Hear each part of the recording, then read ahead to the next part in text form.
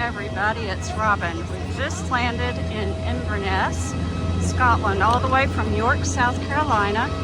You can come along with me for the next week as we do a little journey back in time to learn the history of whiskey.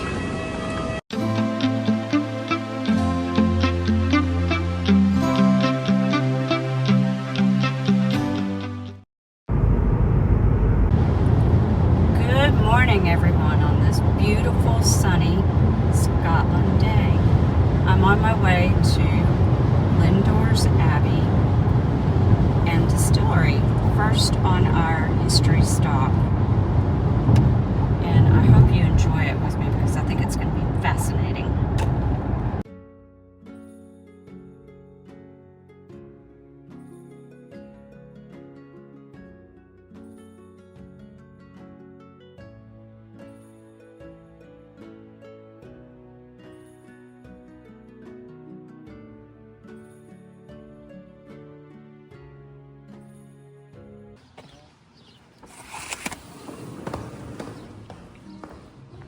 Hey, are you Drew? I am. Hi, I'm Robin. A lot of new distilleries produce gin because obviously with whiskey you can't even call it whiskey for 3 years and a day, and you need something to sell to people, etc. And we thought, well, we can't do a gin because my whole theory behind Lindores Abbey and building the distillery was we're bringing distilling back after 500 plus years. Right. And we know the monks made beer, and we know they made aquavitae. We also know they didn't make gin. Right. So we thought, well, let's make our own aquavitae. And that's what we did, working with Heriot-Watt University in Edinburgh. They have a degree course of brewing and distilling, which, as you can imagine, is very, very popular for the students to learn how to distill. So working with them, we kind of looked right back into the history books. And obviously the reason that Lindores is famous is because of aquavitae. Right. And aquavitae means? It's water of life. Water of life. Yeah, so there's different versions. You know, in France you have eau de vie, which means water of life. In Scandinavia you have aquavit, means the same thing, but ours is aquavitae.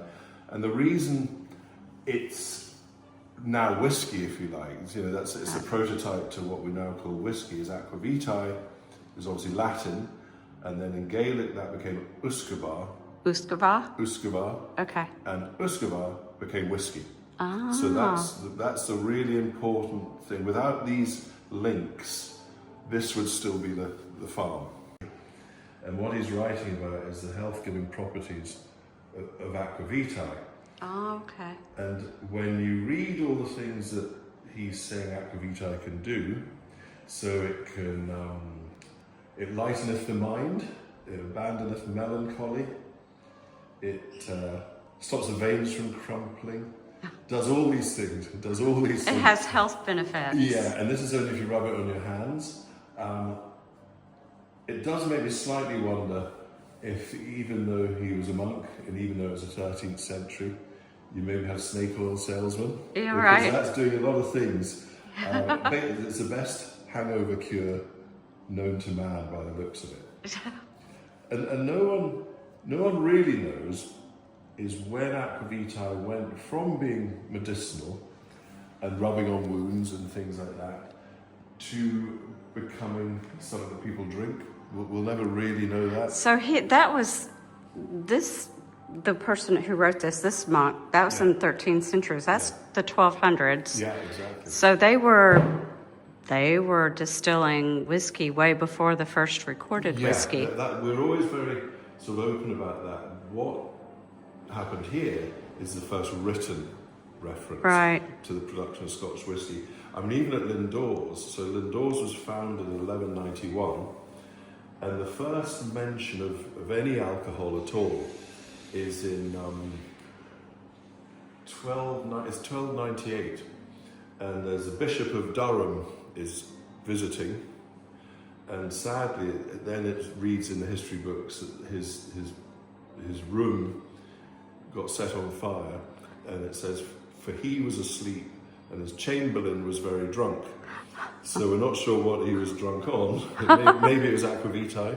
But then not long after that, there's mention of a huge pile of draff, which from whiskey is the grains that are left over, and there was a huge pile of draff by the main gate. The way it's written is a huge pile of draff at the main gate of Lindores Abbey, and the reason that they're writing about it is because it was full of adders, it was full of snakes. Ah, okay. And we know that the turf of Lindores Abbey, when it was built, was brought over from Ireland.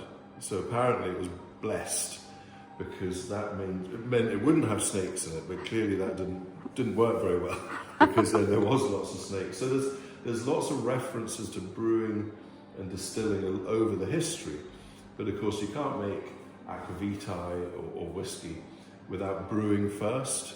So we know the monks were brewing a long time before 1494, 1495. Would it have been beer then? Yeah, it would have been. So in a funny way, what we do now is, it's obviously a modern version and things like that, but before we do our distilling, we do our brewing. Okay. So you always have beer before whiskey, if you see what I mean. And when we're in the Abbey ruins, I can show you that there's a part of the Abbey ruins which was called the chapter house. So that was like the abbot's, it's like the chief executive's head office, if you like. Right. That's where the monastery was kind of run from. And again, I think it's 1309. There was a court case in the monastery, and it's because the abbot was taking the sort of local neighbourhood to court. And the reason he was taking them to court was, even then, if you were producing over a certain amount, maybe it was 5 gallons, if you were making a certain amount of ale, you had to pay tax. So even then the tax man was never far behind. And the abbot was saying that all the people hadn't been paying their brewhouse tax. So they were obviously producing enough even then for it to build up to be a court case. And I don't know when trial by jury started, but it's amazing reading about it, because even then, 12 men were selected to be on the jury, and one was kicked out because it turned out he worked for the abbot. So he was kind of, wouldn't be... Playing both sides. Exactly. And it just amazing. So the abbot won, so then everyone started to pay their brewhouse tax. But yeah, the history of sort of alcohol, beer, aquavitae goes way back. So yeah. I was very interested when I started looking up the history that it was the monks that were brewing it or distilling it to begin with. That, I don't know why that surprises me, but that was a surprise when I was, and that's how I found Lindores. Yeah. Is that how you pronounce it? The church by the water. Yeah. Lindores. And some great history here, too. Yeah, our monks came from France. They were Turinensians.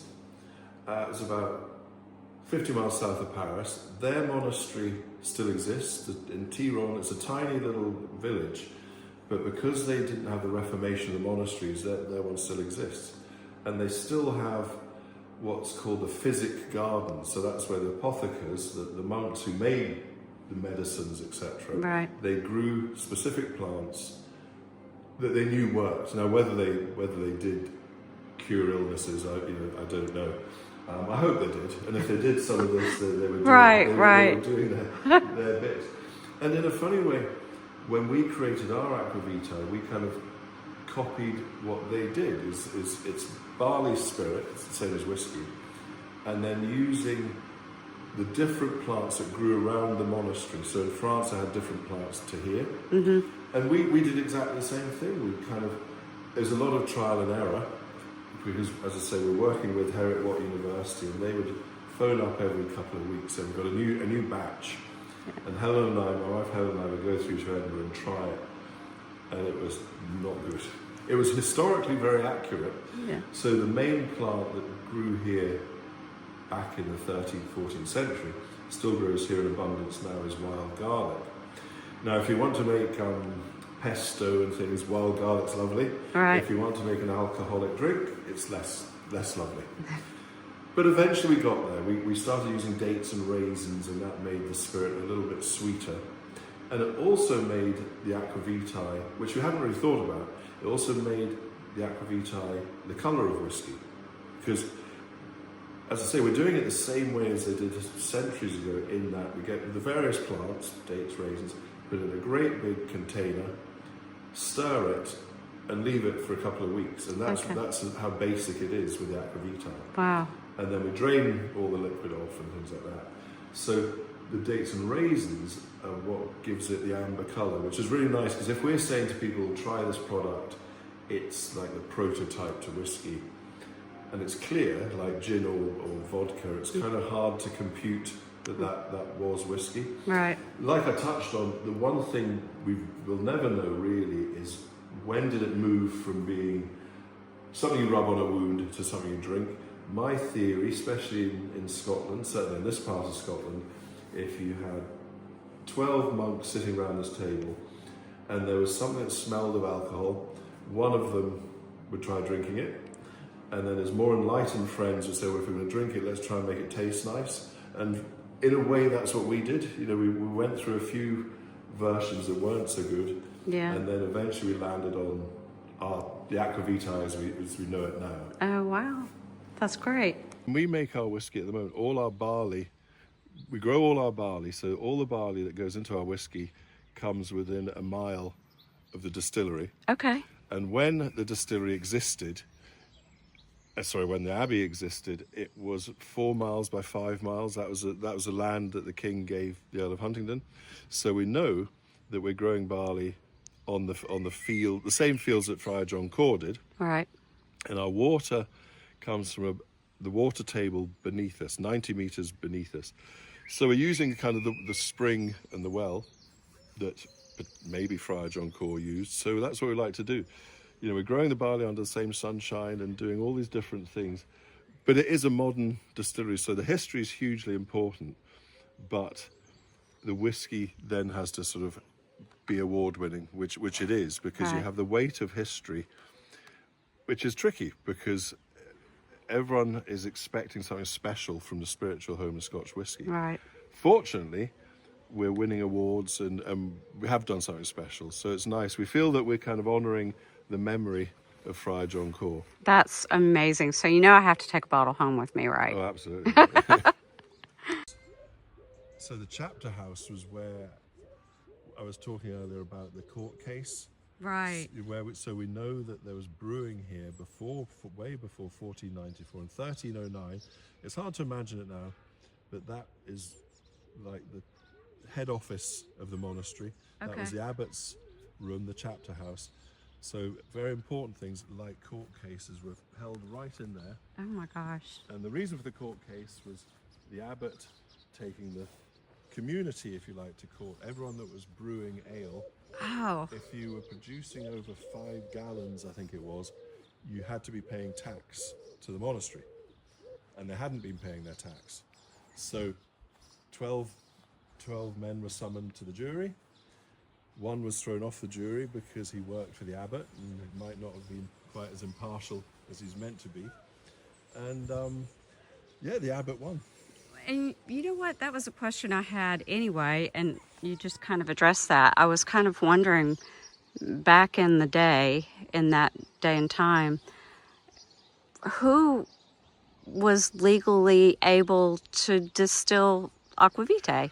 And I mean, because you were just saying taxes had to be paid. Even then, I think with aquavitae, there was obviously a lot of illicit stills all over Scotland. So just regular people. Regular people, but as soon as the excise man got involved, and that's kind of why there's so few lowland whiskey. There's more now. There's more opening all the time. Right.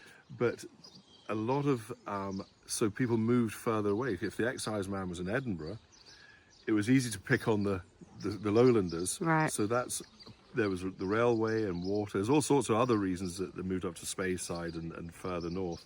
But one of the very important reasons was because of the tax. And whiskey is still taxed very, very heavily. I'm probably the only distillery owner who can't moan about the tax too much, because we wouldn't be here if it wasn't for the sort of tax records of 1494. Right. So what goes round comes around. But yeah, I think that there was hundreds, if not thousands, of people, illicit distillers all over Scotland. They're still finding remains of small illicit stills all over the place. That's amazing. So this is the remains of the Abbey. Where do you think in this area that John Core would have been distilling what became famous? We can cross the road and I'll show you. Okay. It's been the gift that keeps on giving. When I was showing you the stones that we model our bottles on. Right. So they were over there when we were doing these trenches. And once we'd done the trenches, recorded every stone, etc., we then had to fill them in and save them for another 500 years. Right. So once that was all done, and we had a much better footprint of what the monastery was, and we knew where these walls were. Going this way. Yeah, we're heading towards the gate over there. We then needed to put what's called a suds pond, which you need it for any big building, and it's just to take excess rainwater. It's nothing very glamorous or dramatic. So I told the digger people where to put it because I thought there'd be nothing there.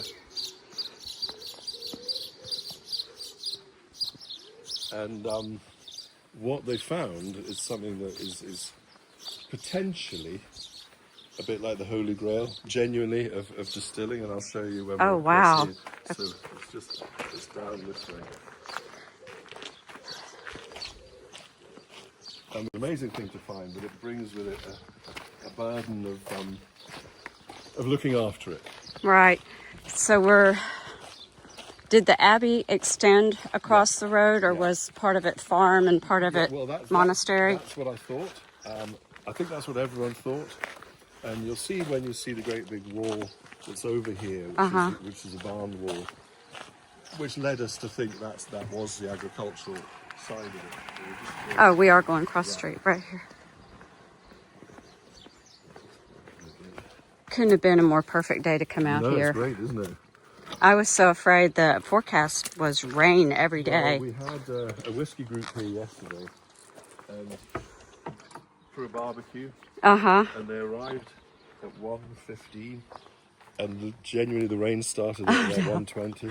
Oh no. So all of this, so you'll see the barn wall, that's what I was talking about. Oh, right here. Yeah, so you get an idea of how big it was. Wow. So about a metre from the top of the wall, there's stones sticking out that way.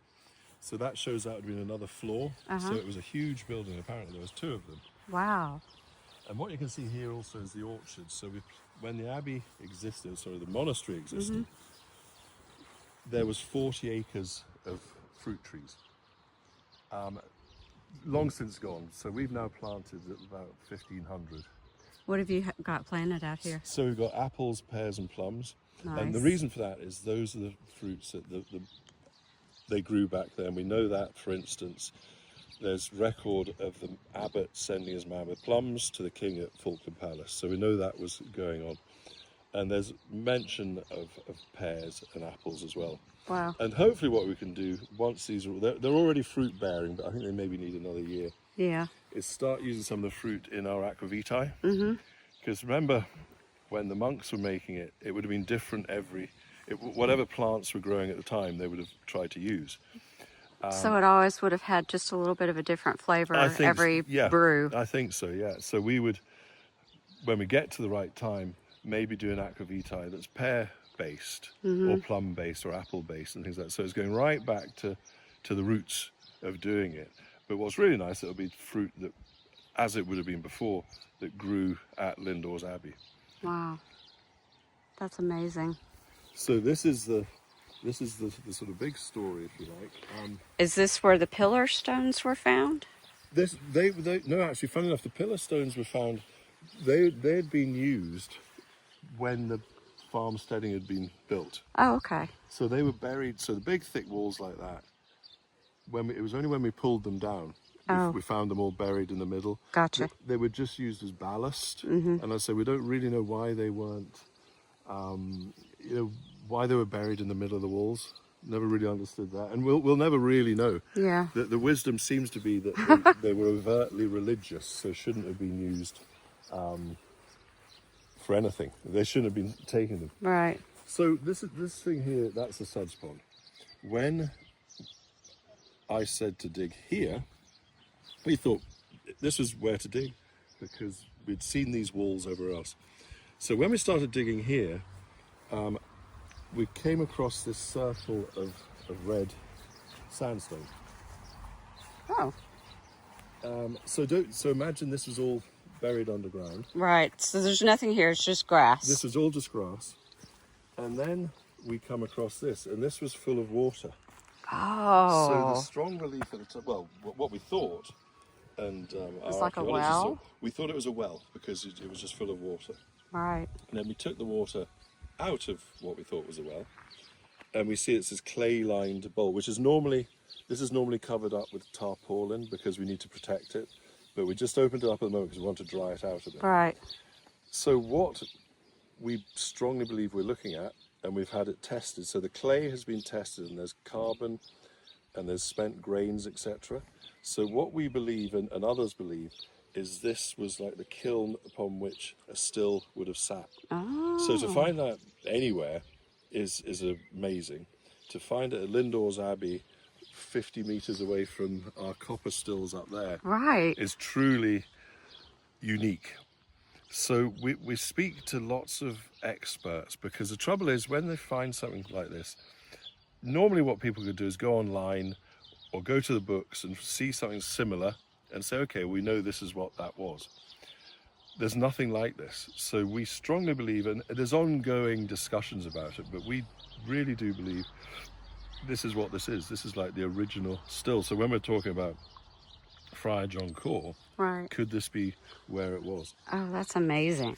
That's exactly why I came. Yeah, well, you know, Yeah. it's such a strange thing that if it wasn't for Michael Jackson, this would still be underground. Oh We my wouldn't- gosh.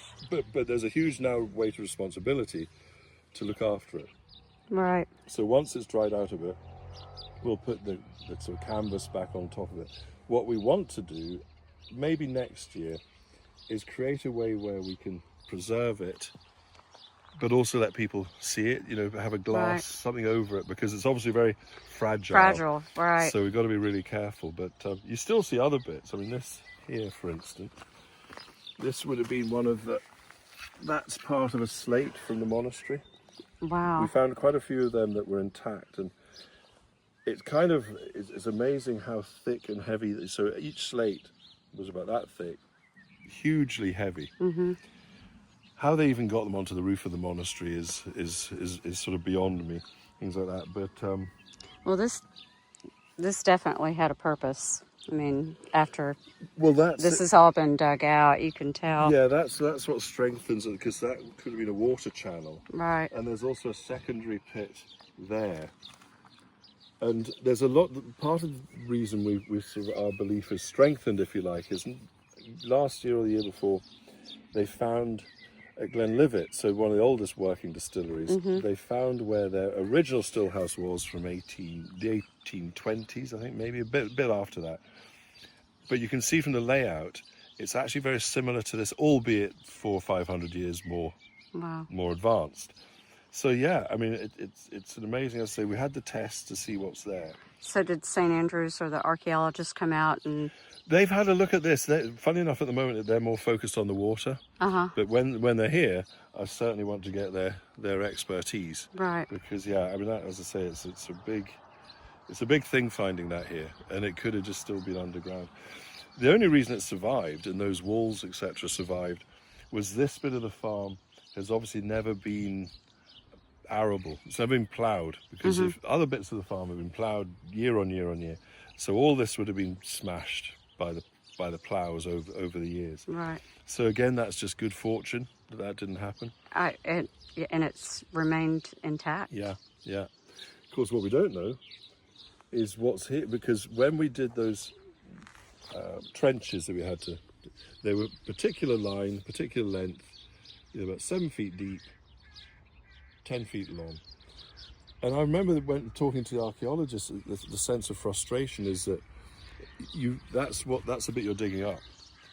And it must just be so frustrating to think, well, okay, we know there's nothing in this bit, or there is, if we found a wall, what's 5 feet the other side, or even 2 feet the other side? At some point, we might open this up as a bigger site. There's a lot of talk about, there's a lot of people interested in archaeology and things at the moment. And we've got a TV crew coming in the mid of the dig they're doing over there. And I think it just generates more interest. It is. Yeah, it'll be interesting times. Yeah, that's exciting. And so this is the working distillery. This is it, yeah. Wow. So this thing's a little bit like a sort of cathedral. Yeah. And what am I looking at right here? So these are the hot water tanks. The process of brewing and distilling is very, very simple. I mean, there's 150 distilleries in Scotland. You can only use the same 3 ingredients. You can only use water, barley, and yeast. Right. You can only use pretty much the same process. So our barley goes away to be malted and crushed. Comes back here, and we put it into what's called the mash tun. And that's over here. This is a mash tun. And think of it as like a coffee cafetiere. So you're introducing the hot water into the crushed barley. And you're basically turning the enzymes into sugar. So you're not brewing it, you're stirring it. Okay. In hot water. Gotcha. And then when you're ready, in 7 or 8 hours, you take all the water, the sugary water comes this way, it's called wort. The crushed grains go away to the local farm because it's cattle feed, so It's nice. You know, being Scottish, we don't waste anything. And really, so that's the beginning of your brewing process. When I was talking about you have to make beer before you make spirit. Right. So that sweet water, if you like, comes to these. And these are Douglas fir or Oregon pine. And these are the washbacks. And what happens here, I think we've finished brewing for the week. So what would happen is your hot sugary liquid is coming piped over to here. And this is when the third, so you've got your barley, your water, and this is where the final ingredient goes in, which is the yeast, which is a live organism. And when that goes in, the whole thing, these things can be rocking, because basically the yeast is eating the sugars and turn them into alcohol. And the froths up. So the reason you'll see these things on the top, these are like a helicopter. So this is some. So this is the beer. Yeah, I can smell that. So that's the beer. You could, in theory, drink it. You wouldn't necessarily want to. It's about 7%. But that is a beer. So that probably smells not dissimilar to when they were making beer. Right. Because it's the same process as the hot water. It's the yeast. But what's happened here is the yeast is activated. This foam would have been coming over the top if it wasn't for like a helicopter blade that pushes it all back down. Right. So the main action has happened, and that's it just now dying back. And that's when the skill, and you can feel the warmth of it. There's a lot of heat sort of generated. Oh, it is. So that's there. And so really you've got your beer, which you then, so you're moving from sort of brewing to distilling. So you take your beer, that's the beer on the fire process. Oh, wow. And this is what makes it a distillery and not a brewery. So what we have here is our wash still and 2 spirit stills. This is Dodo, named after my mum. Oh. And this is Poppy and G, named after Helen and I's 2 daughters. So it's a family affair. Yeah. But when the beer, if you like, comes into the wash still. This one. Yeah, and then what you're doing is you're heating it up hotter and hotter and hotter, because the important bit is alcohol evaporates at a lower temperature. So the vapors from heating this go up there and cool and run down the line arm. Okay. So most of the liquid's just falling back into here. It's the alcohol you're taking and then condensing. Okay. Because that's chilled. And you're moving that spirit then to the 2 twin stills. Okay. Where you repeat the process. And really what you're doing is you're just doing a second distillation, which concentrates the spirit and brings it up to about 67% proof. Wow.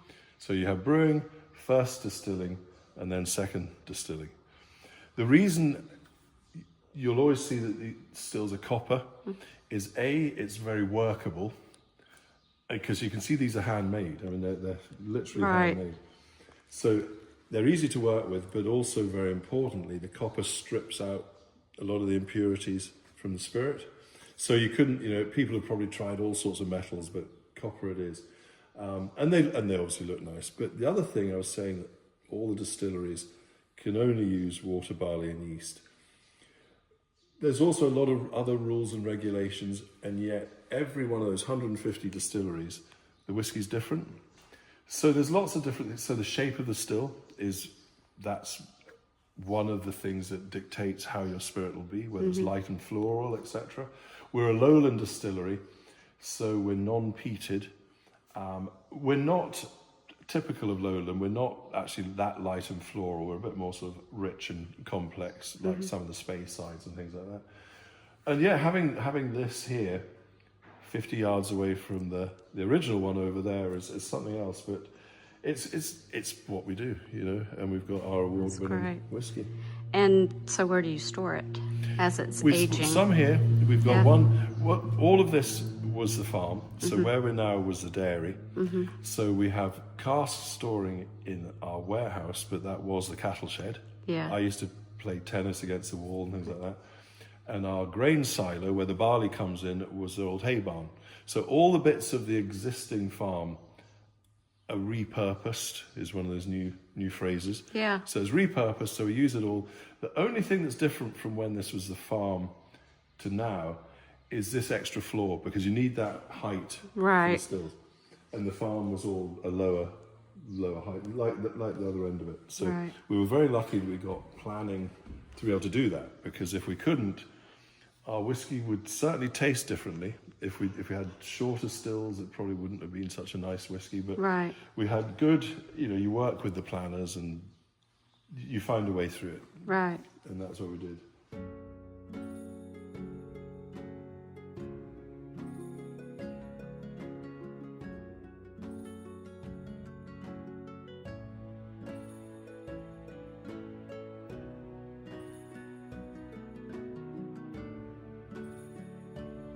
Hey everyone, it's Robin. I'm here today on the Isle of Rasay, and I will be taking a tour of Rasay Distillery in about an hour. So before that, I wanted to talk a little bit about the MacLeods of Rasay. I'm standing right now facing Skye, and in just a second we'll turn around and face Rasay House. But let's talk just about one little snippet of history from the MacLeods of Rasay. Let's talk about the Rasay MacLeods' involvement in the Battle of Culloden. I have my little trusty notes here, which I probably will refer to because I can't recite all this by memory. So let's read. This is from the Culloden Battlefield National Trust for Scotland. There were MacLeods on both the government and Jacobite sides in the events of 1745 and 46. The MacLeods of Rasay, here off the east coast of Skye, supported the Jacobite cause and were part of the army that stayed in Scotland while the Prince marched south. They joined the Prince at Stirling in January 1746 and fought at Culloden, along with other individual MacLeods in the Glengarry's regiment. During the Battle of Culloden, the Jacobite MacLeods took part in the fatal Highland charge, and those in the center were involved in fierce hand-to-hand combat with the regiments on the left of the government front line. After Culloden, 2 MacLeod men played an important role in hiding Prince Charles. Well, I guess they did actually hide him, but more they helped him. They helped Prince Charles evade capture. That was Malcolm MacLeod and his cousin, Dr. Murdoch MacLeod. They were responsible for ferrying the fugitive prince across from Rasay to Skye in July 1746. And later, Malcolm escorted the prince further from Portree to Elgall. Upon his return, Malcolm was then taken prisoner and held for 9 months before being pardoned. Rasay was, after Culloden, laid waste or burned to the ground by Captain Ferguson of the Royal Navy in May 1746. It suffered again in September because the prince had been aided by the MacLeod men. The MacLeod estates were not forfeited, however, as the chief had transferred ownership to his son. The present chief of Clan MacLeod of Rothesay is Roderick John MacLeod, 18th of Rothesay, who lives in Tasmania, Australia. Now I'm going to turn us around and we're going to look at the present modern day Rothesay house. Now, from the 1500s, a clan house or home of the MacLeods of Rothesay has stood on this or close to this spot. It's currently being run by the Rothesay community. Hey everyone, so we've turned around and this is the present Rothesay house, present day. And I want to think that back in the day, I would imagine there were some inhabitants of Rothesay that distilled their own whiskey. What do you think? Let's go find out. And we're here at the Rothesay, Isle of Rothesay Distillery.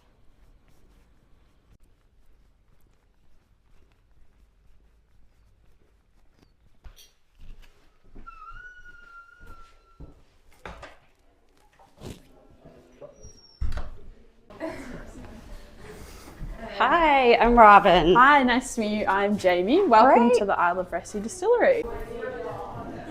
So the distillery's up. Yes, upstairs, connected to our bar and our hotel. Gotcha. This is our mill before we go in. Okay. And then we'll head into the still house. And what happens in here?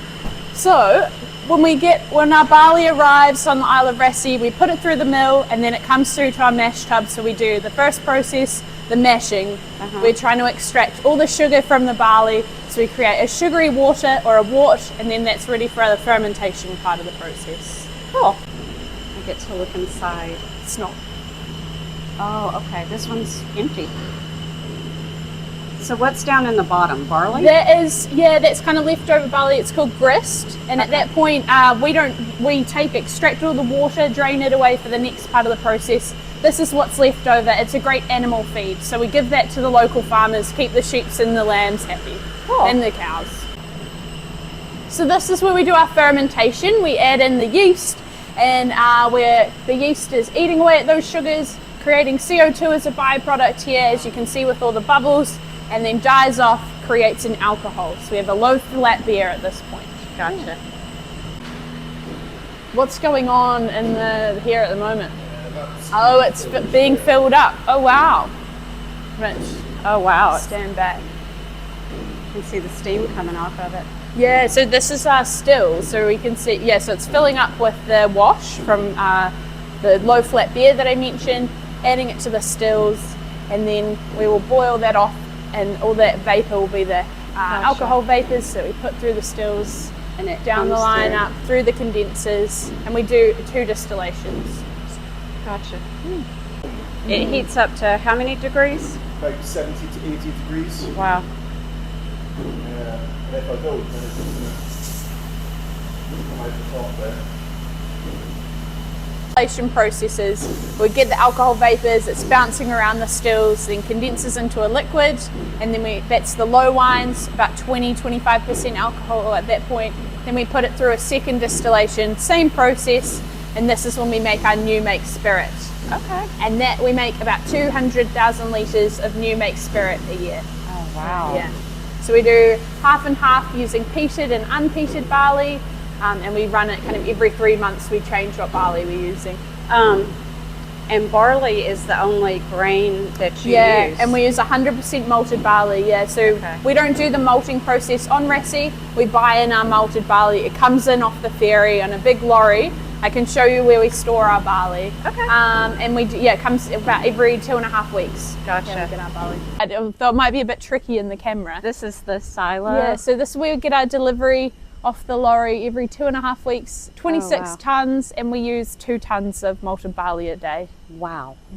I had done this tour before, and I remember the tour guide saying that everything that's used goes back into the island. Yeah, as much as we can, I think. And like I'm not from Rassie, as you can tell by my accent, but there is definitely the attitude of hiring local people first and doing as much as we can for the community. And it's very much a two-way street, I think, which is lovely because Right. I guess this distillery is a big part of Rassie, but we also wouldn't be able to be here without the community too. So Right, yeah. right. Out the draft. Uh-huh. So the farmer will come pick it up later today probably, and keep his cows and his sheep nice and happy with that. This pipe carries our new make spirit all the way up to our warehouse up the back there. Which you can see and then through the top trees. of the warehouse is right there. Yeah, and that's where we fill our casks. Okay. And then so we take them to our other warehouse in the back of the village where we store our casks for the maturation process. Then we bring them back here and we do our bottling and things on the warehouse. So the first time it ever leaves the island is when it's in a bottle, ready for some people to enjoy it. Oh, that's awesome. Yeah, So lovely. the casks that are maturing then are at the back of the island. Yes, behind the village in Behind the a village. separate warehouse. Yeah. Okay. So this design is kind of, it sort of looks like an old kind of traditional steelhouse too, but it's a bit of a nod to Duncana, which is our highest peak on the island, a flat top of Rassie. So what Right. the Rassie skyline is there. And then, And so the hotel. I've never stayed at the hotel. yeah, Borrowdale many House. We've got 6 rooms, but yeah, we're building more bothies, so we'll have more rooms for people in September, October time. And it has been here, oh gosh, I think for, I want to say a long time. It used to be a hotel, and where the distillery was, they had more rooms. But it also has been a post office and a butcher's and things over the years as well. So it served lots of different purposes here on the island. That's cool. Yeah. Well, thank you very much. That was great.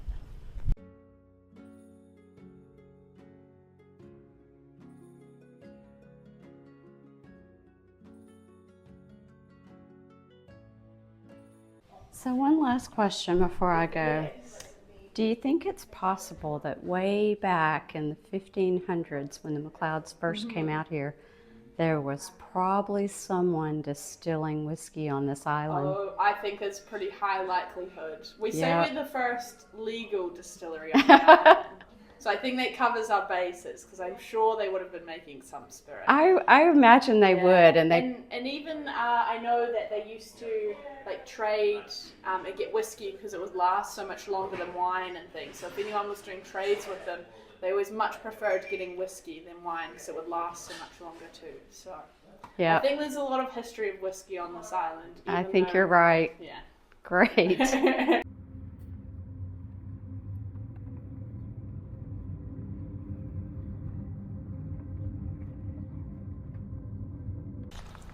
So where are we going today? Oh, we're going to the House Distillery. We are.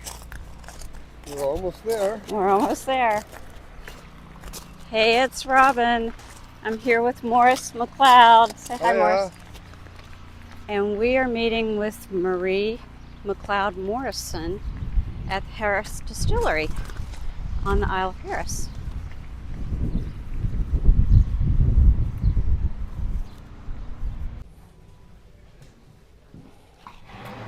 Take a seat.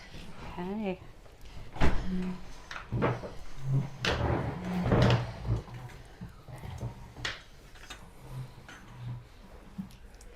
Wel, fisker ma, chanie, mating fahan. Sfaaltje, we gaan het huisstellen aan de heel als een herder. Tolletje, dan ik schuf, tourist calling on the hill had you. A very warm welcome to you to the distillery here. My name is MM. I am one of our storytellers here at the distillery, and it's always a pleasure to share this wonderful story.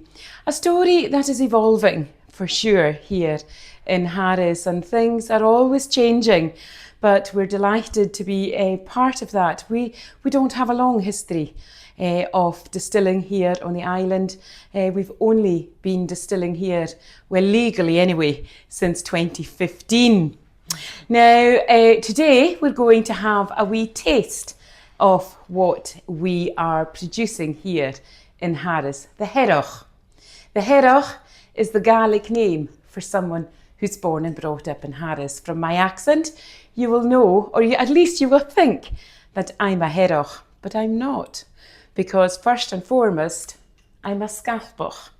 From that island, which is now connected to mainland Harris by a bridge since 1997, but growing up here in Harris, growing up in Scalpay, we were an island all of our own identity. So Scalpach first, then a Heroch. But actually, my background, my maiden name is MacLeod also. So I am one of the clan, as my dad was a MacLeod.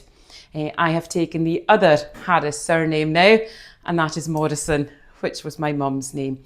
And interestingly, actually, the Morrisons are the people who were put off the island of Pabby in the Sound of Harris for making spirit illicitly back in 1846. So it runs through the DNA, there's nothing surer. But legally, anyway, we have been producing spirit since 2015 here at the distillery.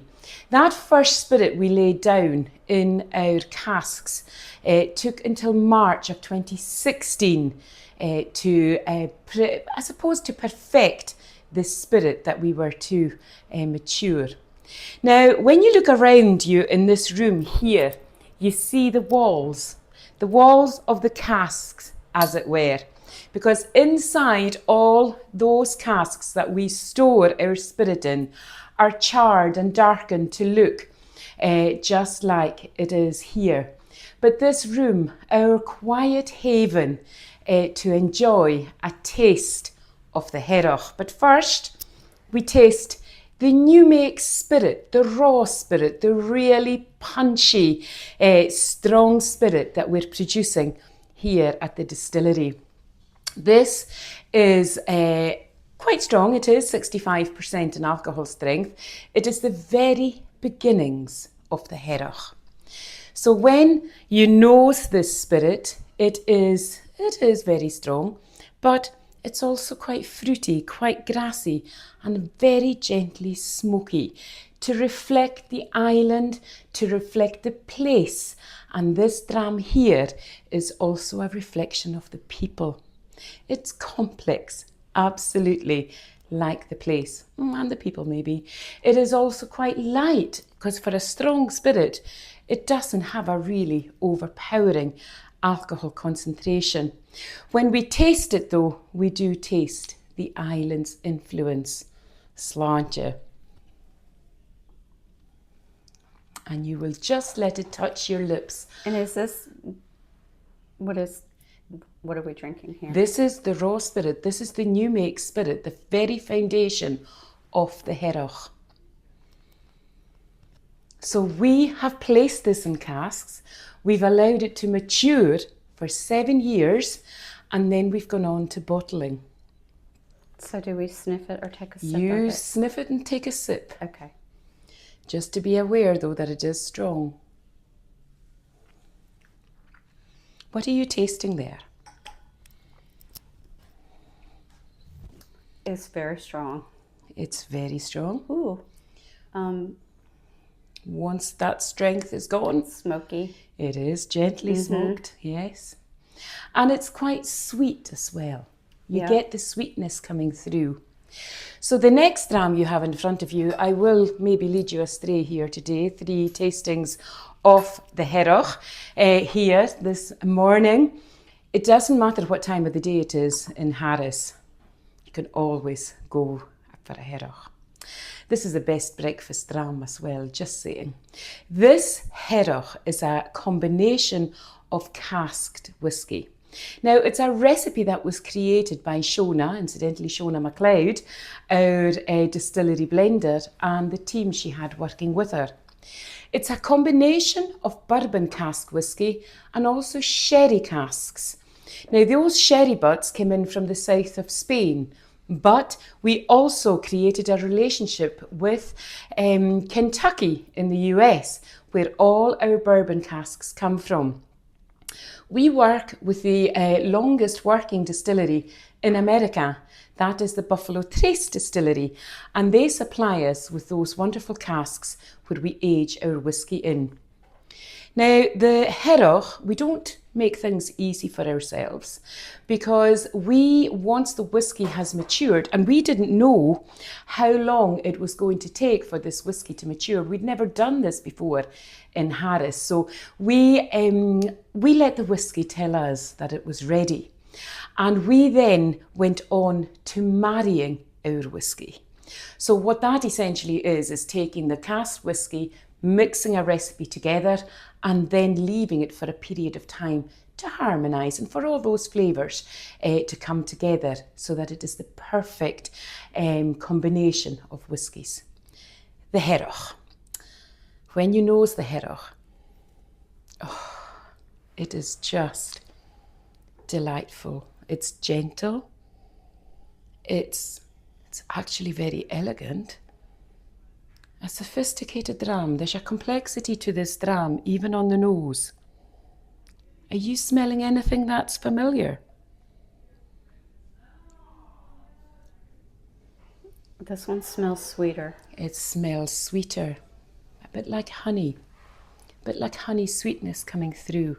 A gentle fruit, maybe even your kind of stewed apples, thinking of a winter's evening and you fancy making a warm apple pie with lots of vanilla ice cream on top. It's all there in this dram. Sláinte. Oh, I have a terrible job, don't I? Having to taste whiskey at this time of the day. Smoother. It is a lot smoother than this one. and a bit gentle. Are you tasting the smoke in this one? Not as much. No, it's much more like your ash. When you walk through the villages, when I was growing up here in Harris and walking through the villages, especially in the autumn time, when after the peats had been cut in the springtime, left in the byre, and then you would go in and you would take the peats out and put them on the fire, you would then begin to smell that smoky aroma. In the villages, as you walked through, on a really still day, you'd see the smoke emanating out of the chimneys. This is what this dram reflects, is our place, our island here. And if you look at the flavour bobbins on the wall here, Harris Tweed flavour bobbins, these reflect the Heroch dram, the production, but also the flavours that are part of the production. We're using a lightly peated barley, to produce our whisky at 15 ppm, and that is shown on that top two rows. The barley, the creamy cereal note is right here. Then we introduce yeast to the mix. But before we do, we will use the softest water that you will find anywhere in the country. That water flowing over that rock that is billions of years old, Lewisian gneiss. Now that rock is the reason we have the softest water here in Harris. And that water was taken away from here to be tested to see what the results would be. So to that water and barley mix, we are adding yeast to begin fermentation. And those fermentation notes are now shown here. You've got your citrus, your floral, grassy, earthy notes. You've got your raw fruit and cooked fruit flavours. That's where the apples come from, the orchard fruits. Then we're also talking about berries and cherries. We're obviously talking about the citrus notes. That comes through in the spirit, in the dram. Once we have fermented, we're now on to distilling. And in Scotland, generally, we're distilling here twice. First in the wash still, then in the spirit still. And as the name suggests, the wash still is cleansing these impurities, these unpleasant flavours, leather and tobacco notes, tar compounds, they're all part of the dram. And then once that first distillation is done, the low wines that are collected of that still is then taken across to be purified in our spirit still. Our spirit still has a name, and I will introduce you to the spirit still in a wee while. The spirit still produces the heart of the spirit that then goes on to be matured in ex-bourbon casks and ex-sherry butts. So you've got your bourbon flavours in the brown bobbins here, caramel, toffee, rich butterscotch and vanilla notes. Then you've got your fruit, your dark fruit. You've got your sultanas, your raisins, your figs and prunes and dates, and it's all part of the flavour of this dram. A very complex flavour, 100%, because this is a dram that just keeps on giving. Now, in this dram here, we released to the world in 2023, a very special day here in Tarbert, when people in the community joined us to sample the first whisky in Harris. The night before, on the 22nd, we released that whisky in the distillery and invited people in the community to come to a ceilidh we held down in the community centre. And it was just so special because this was the Heroch coming into the world for the first time. And people were drinking whisky. People who had never drank whisky before were walking around with not just one glass, but a glass in each hand. That says something for the Heroch. Now, the Heroch, we then decided in 2024 to release another expression of our whisky. And this is the Oloroso expression. Watch as I change this abacus just a little to reflect the Oloroso expression, and you'll see how things change just ever so slightly with the flavour bobbins reflecting the Heroch Oloroso. It's a much richer, more vibrant dram. It's more about the fruit notes. It's about the spice. So do have a wee nose of the Oloroso expression. It is so delightful. It is a bit more kind of oily and syrupy, very silky on mouthfeel. Sláinte.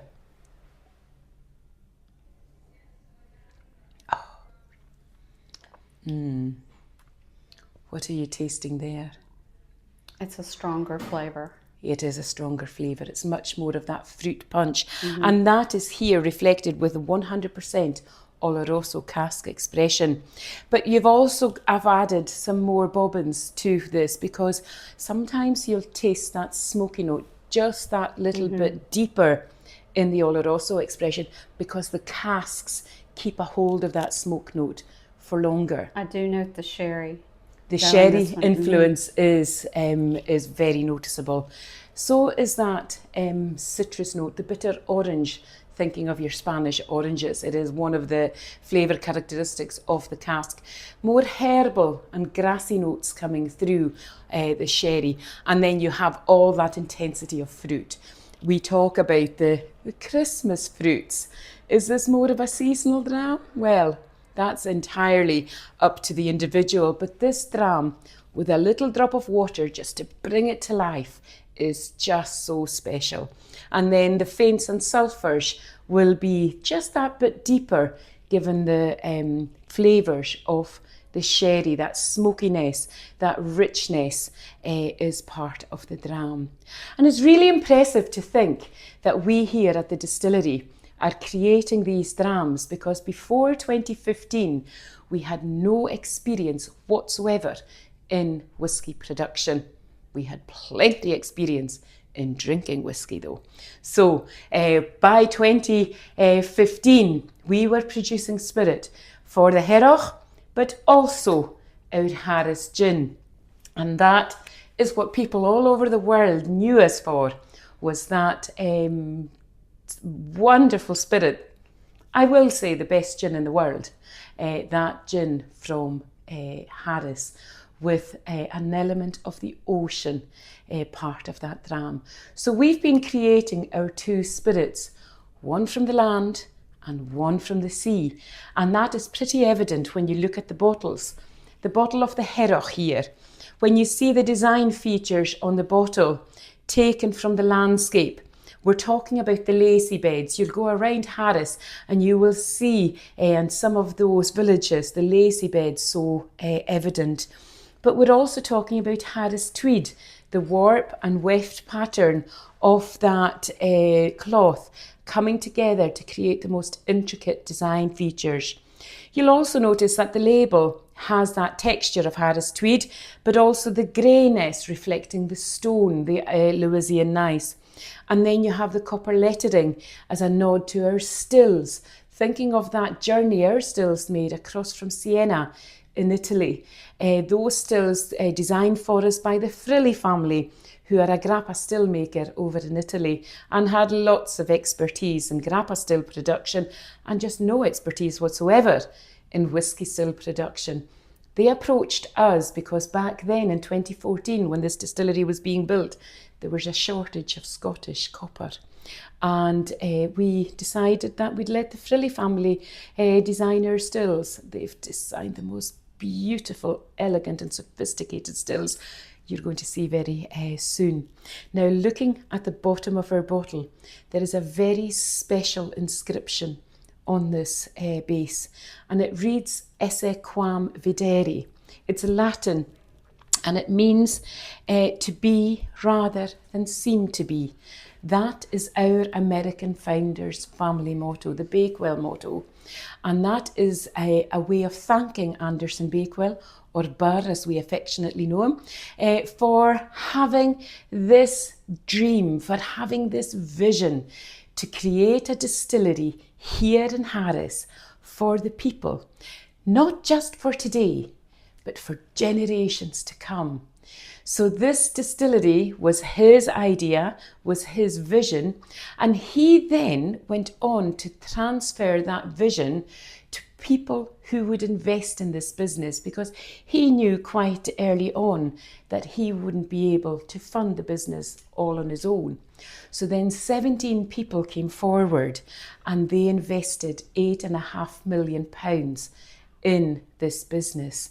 And then later our government stepped in, and when they injected funding into the business, £3 million, it was on the premise that we would employ 25 people over the next 10 years.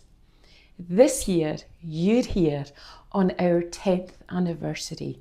Things have changed, but we have to protect what we have now to make this vision of Burr's come to being, protecting this for generations. We are employing over 30 people in the business. We will be 10 years old in September. And this vision that Burr had, who knows who's going to be standing here in 10 years' time? Probably myself. I will not be retiring. But this distillery was created for the people of Harris, for now and for years to come, because there never had before been any experience in making whisky or making spirits. Who knows what the next 10 years will bring? This is not a good climate for barley. This is not at all. So we did try to grow barley back in 2013 and 14 down in South Harris. You will also notice the landscape does not lend itself to growing barley. We have some very small amount of arable land down in the south of the island, but no, the weather plays its part. We have some fantastic weather for making whisky, but we have no weather for growing the grain. So you can see actually the cloudy, dark, heavy skies there on the west side, a wee bit brighter on the east here, but this is perfect weather for maturing whisky. We're needing more sunshine and dryness for growing grain. But there were, the weather was very different when I was growing up. They used to grow corn, they used to grow oats here as well, and also obviously your potatoes and veg, but not barley. So no, that would be a lovely part of the story if we were going from growing the grain here to the glass, as it were. You were talking about legally. Yes. Remember, here Yes. started legally being made.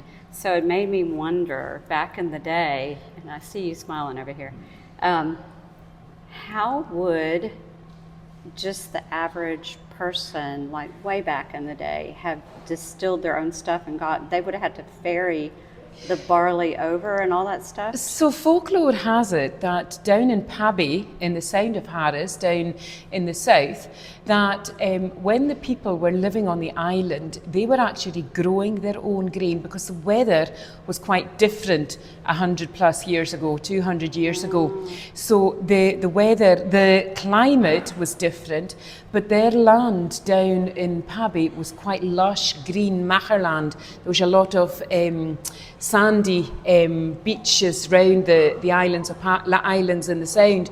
So Pabby, they grew their own grain and then they distilled their own spirit. Now, the story goes that back in 1846, when they were caught by the duty man, and the only reason they were caught is because the boat that was ferrying the duty man across from mainland was coming from Uist rather than Harris, because the people in Harris were a bit smarter maybe. They would have two sails on the boat. One would be the danger sail. So we've got people on board who we don't know and we're not quite sure. So if there's anything illicit going on, get everything moved out of sight. But allegedly, there was one old lady sitting atop what they thought was a seat, but actually was a cask. So at some point, they must have taken some casks across from America, because if you think about the location of Pabby, you can't get from east to west without passing Pabby in the Sound of Harris.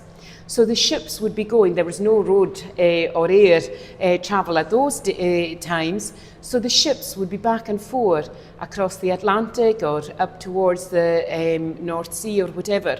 So they would barter with the spirit that they were making, and you would give me something in return coming from America. So did they bring casks from the States? Who knows? There will be people who know the answer to these questions.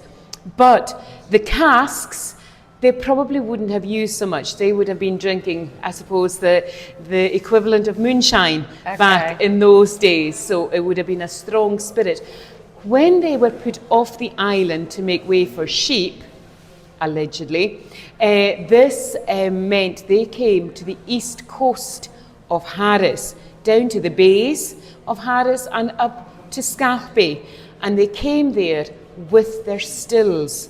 So they came along, and our stories, our history tells us that they stood on the shoreline and looked up into the grey, lunar-like landscape and literally cried, because they didn't know where they were going to grow grain. They didn't know where they were going to feed their families from, because the land was so rocky.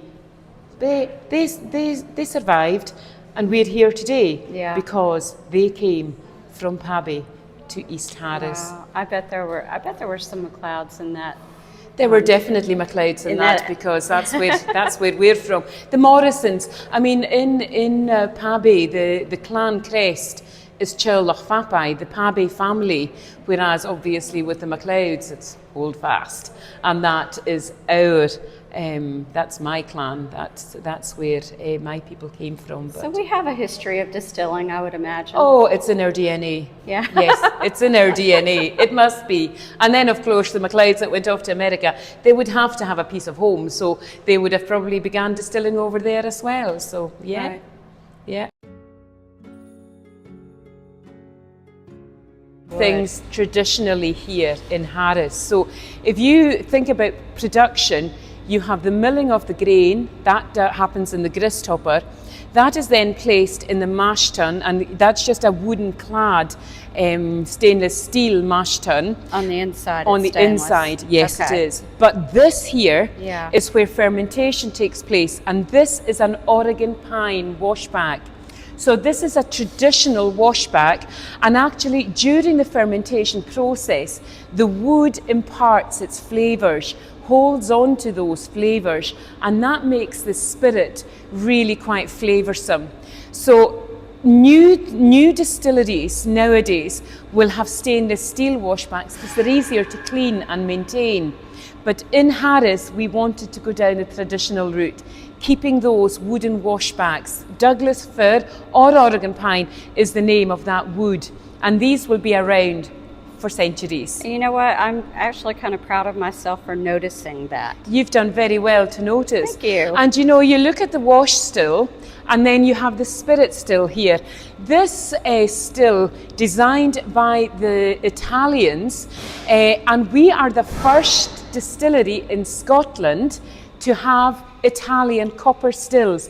The only other distillery in Scotland with Italian stills is Raasay Distillery, and they opened the year after us. They opened actually it was 2017 when they opened, but at that time there was a shortage of Scottish copper. Oh, wow. Now this is the still that produces the low wine, so basically you're boiling up the fermented wash. It's empty just now. When this goes back into action, this will boil up liquid, produce steam with vapours, and it's the vapour of that steam that we collect. Now, I'm going to take you across to introduce you to a very, very special still here that has the name Ava on the plaque. Oh. If you notice the plaque on the front here, Ava was one of our distillery investors. Ava had invested a significant amount of money in our company, and just before our distillery opened in 2015, she sadly passed away. So this legacy that Ava has left us here in Harris is producing the heart of the spirit. From this safe here, our distillers will make the cut of that very special heart. Ava had the confidence to invest in this distillery. And what's really special about what we do here in Harris is, yes, this is a global company recognised all over the world. First of all for Harris Gin, and now for the Heroch, our whisky. But we do things the traditional way, and one of those traditions is working Monday to Friday. Everything closes down and we have a very tranquil weekend, which we love here. Our Saturdays and Sundays are spent with our families, and that is incredibly special. So for people the world over, from the States, from Germany, Switzerland, the Netherlands, where Ava was from, and Taiwan, to invest in a business here in Harris, an island that a lot of people knew nothing about until they came here for the first time. And they enjoyed and soaked up the love and the passion that our founder, Anderson Bakewell, had for Harris.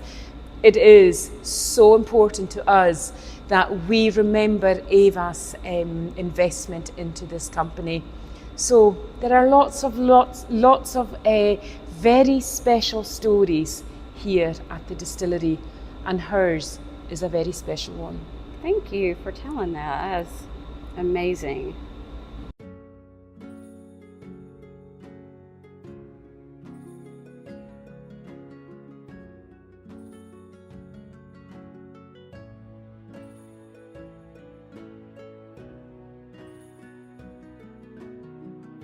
Okay, so this is a little independently run distillery called Red River, and there's another name in Gaelic that I can't pronounce.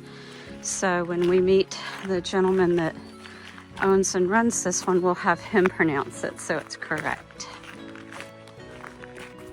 This was a lucky find, wasn't it? Yes, it was.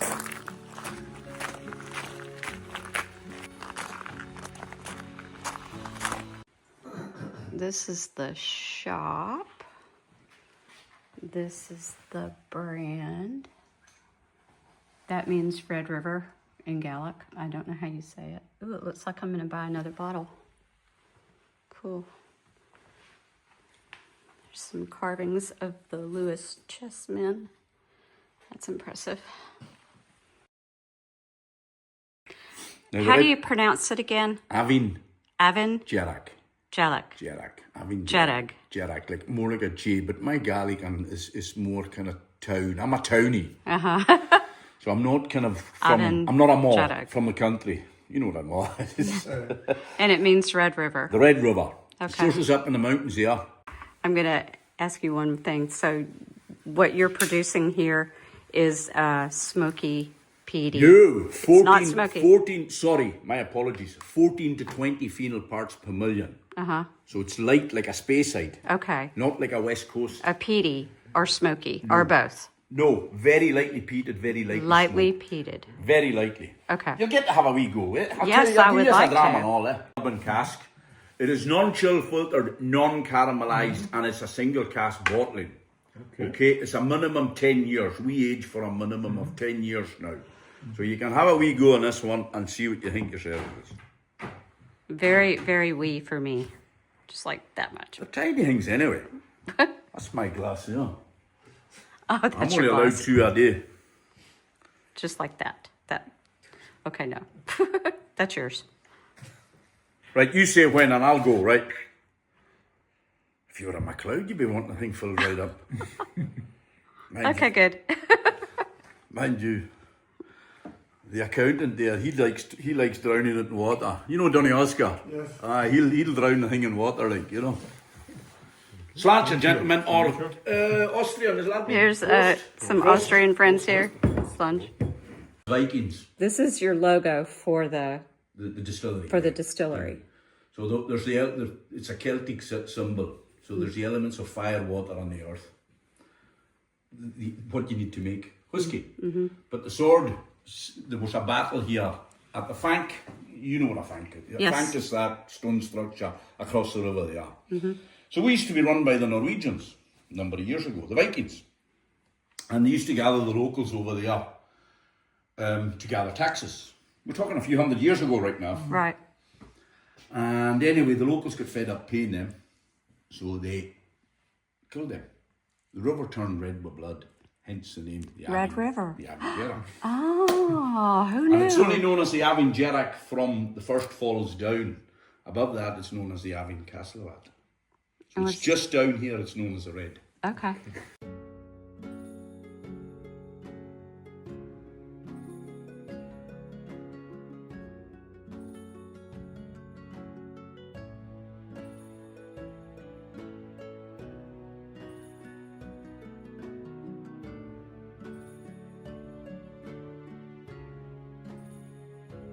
We are at Broad Branch Distillery meeting with Don Jenkins.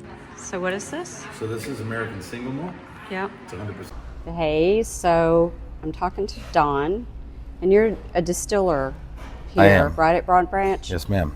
So on this last part of the whole documentary, I was wondering how the process changed when it left Europe and came to the Americas and the rest of the world. So that would have been around the 1600s, maybe, at least in America. Yeah. I think, people that immigrated to the U.S. Brought the styles from the different countries. When they got here, some of the earliest stills they were using were called log stills, which I learned this during my research for talking to you, but they would literally kind of hollow out logs and stack them and then use copper pipes to create functional stills. Oh, wow. Which, I didn't know that. Yeah, they also used copper stills, but the problem with copper stills is they were cost prohibitive for a lot of people. They were also using silver stills and lead stills, which that's no good. Probably the lead wasn't good. Yeah, those folks didn't end up faring very well. At least they went happy, right? Yeah, they did. So I think the idea was that, any extra grain, whatever it was you were growing, rather than let it go bad, you could distill it and then either sell it for profit or consume it if you chose. So at least in the Carolinas, because I know the Scots settled North Carolina, were the Carolinas a good area to grow barley? Was that a problem here? I think initially in early America, they did have trouble growing barley. It wasn't until around the 1700s that they kind of got it working properly. So, early yields of whiskey runs would have been thin. Barley has enzymes that really help bolster the volume of distillate you're going to get from any said grain. In Winston-Salem specifically, we had Moravians that were settling. Yeah. And one of the settlements is called Bethabara, and that was in 1756. They built their first distillery, basically their first still house. Wow. Yeah. So. Do you know what the first recorded whiskey in this area was? Would have been probably apple brandy. Apple fruit. brandy. Yep. They would do about 2,100 gallons during the winter, and then stockpile it. That's interesting. So the grain most readily available at the time, way back in the day, would have been Corn. Mm-hmm. Because the Native Americans were introducing corn Yep. to grow it to the immigrants coming in, right? Yep. Absolutely. What about rye? Rye showed up in the middle 1600s, and it grows better closer to the coast, which I Okay. think is probably true of barley as well. But it became part of the mix eventually. And, it just depended because they would use, like corn, for example, and barley when it finally made over, their primary uses were animal feed and distillation. There wasn't a lot going on, I guess, in terms of food product for humans. So that would be the main distinction in the taste then, or the difference in Scotch whiskey and American whiskey. I guess the corn is a different taste and the rye is a different taste. Explain to me about bourbon. Is bourbon whiskey? I mean, I know that's a stupid question. It's not. So all bourbon is whiskey, but not all whiskey is bourbon. Here's how it works. When bourbon was classified as the true American spirit, the powers that be in the government set down a list of criteria that you must meet to call that spirit bourbon. So here they are. You have to start with at least 51% corn in your mash bill. Okay. Has to come off your still at less than 160 proof. You have to, and this was later in the 1960s, I think, when this happened, 1960s, I think that's right. But the lobbyists for the cooperage industry, the people that make the barrels, managed to finagle language into that bill that stated you had to use a new American oak barrel each and every time, which actually directly affected Scotch production, right? Okay. So apparently early on, most Scotch was being aged in sherry barrels. They were sourcing those from Spain, and they would take the barrels that they shipped the sherry to them in, and then put the Scotch in those barrels and leave it. At some point, bottles became a thing. So instead of getting shipped a barrel of sherry, you would get cases with bottles, and all of a sudden there were no sherry barrels to be had for Scotch. Okay. They went to Spain, tried to source, but apparently these barrels are worth more than gold to these sherry producers, and they wouldn't sell any. A few years after that, this language came up for American bourbon, where we could only use a barrel one time, and there became this steady stream of used bourbon barrels that Scotland was able to source, and it really kind of informed what we understand as the modern iteration of Scotch today. Okay. Yeah, so there are still distilleries that use sherry barrels there. okay, but they used bourbon barrels. Mhm. I didn't know that. Yeah, it's I would say probably 90% of the distilleries in Scotland do. There are still distilleries, including Highland Park and a few others, that still use the sherry So for the barrels. bourbon, let me get this straight. You're using new oak barrels Each and every time. each and every time, Yep. and so that would also affect the flavor. It does. Yeah. So it takes. It's one of the. And let me finish telling you what the criteria are for bourbon before I forget. You can the maximum proof you can enter spirit into that barrel is 125 proof, and as long as you bottle that spirit at no less than 80 proof, you've got bourbon. Okay. So once a barrel's been through a cycle, a lot of what that wood has to offer has been extracted, if you will. So the next time you run a product through it, it's not going to be quite as bold, not quite as, like gut punch, like heavy oak. Right. And these are all traits that actually define bourbon. It is an incredibly bold spirit, whereas Scotch typically is much softer. And part of the reason is that they use barrels that have already run once through. That is so interesting. Oh yeah, now Scotch is also one of the spirits, one of the older spirits, because they'll age Scotch 50, 60. I've seen insane numbers. Wow. But the way they do that is, for any one bourbon barrel, it'll have 3 additional lives after it's aged bourbon. So I would assume 12, 15 years, you're looking at a first used bourbon barrel on your Scotch. 25, a little older, you're looking at that same barrel being filled again once they dump the Scotch from the 12 to 15. When you get to that 50-year-old stuff, they're using that barrel for the 3rd time because it's staying in there so long. If we were to leave bourbon in a barrel, I've seen examples of 20-year-old bourbon. I cannot imagine. What's the typical age of bourbon? How long do you age So most we are currently at 11 years. Okay. Our oldest product, our anniversary rye coming out this year is 11 years old. Okay. And it's about the same amount of time we've been here as a distillery. But our standard bourbon is 6 years old. I think most experts agree that somewhere between 6 and 14 years is a fully matured spirit. And that really depends on where it's aged. Yeah.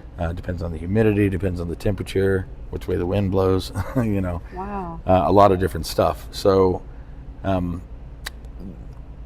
don't know any other spirits that age as long as Scotch does. Yeah.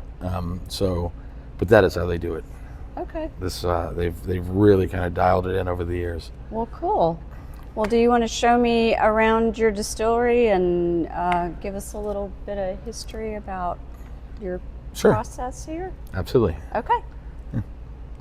Hey, and I'm here now with Natalie, and your maiden name was Frigakis. Yes, correct. And you said that's Greek. Yes, it is. And your dad, tell me about your dad. My dad, his name was John Frigakis. He'd lived his life in the wine and beer industry as a distributor and worked in North Carolina along with the Caribbean and Mexico and Central America. He and his long-time friend, Nick Dumas, had always wanted to make something, and they wanted to make something downtown in Winston. And they had decided it wouldn't be beer or wine, and so they had come upon doing spirits. My dad kind of fell in love with the spirit making process when he was in the Caribbean and was seeing like these rum distilleries. The same were a lot of importers. So he wanted to do something, along those lines.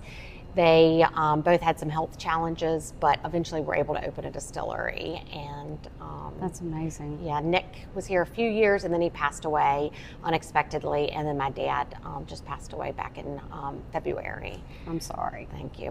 When our youngest children, my sister and I, our youngest children are now in 7th grade. When they went to kindergarten, he was like, all right, I could use some help. So we started helping a couple hours a week. And as time went on, some of the laws changed. We were able to be open more and be able to have a cocktail bar. And at the same time, my dad was getting noticeable signs of Alzheimer's. So we started picking up as he was sort of tapering off with work. So now we work 7 days a week, and the distillery is run by my sister and I. That is amazing. Yeah. What year did Broad Branch open? We opened in 2014.